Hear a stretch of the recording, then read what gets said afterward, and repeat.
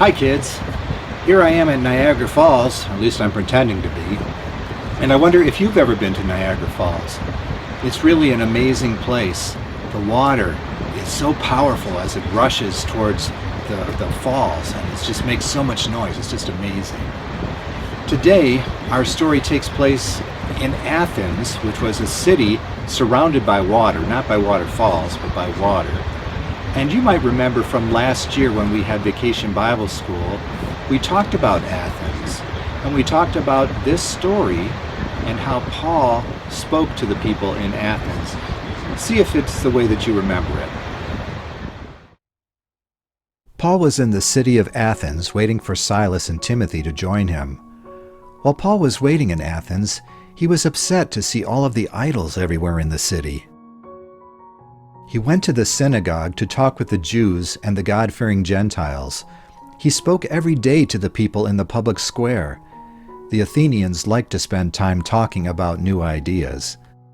Paul told them about Jesus and his resurrection, and they asked, "What's this babbler talking about?"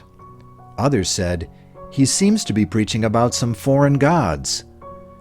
They took Paul to the high council of the city, who asked, "Tell us about these strange new teachings." Paul stood and addressed the council.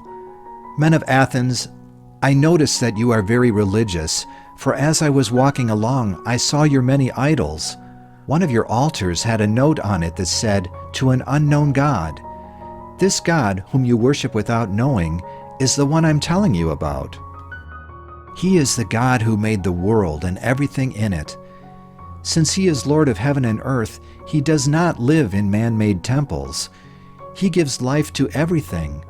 From one man, he made all nations, and he controls when they begin and when they end. God wants us to seek him and find him. It is in him that we live and move. God is not an idol made by human hands out of gold, silver, or stone.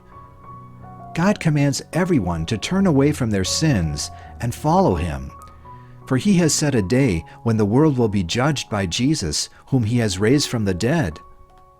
When they heard Paul speak about the resurrection of the dead, some laughed, but others said, "We want to hear more about this later."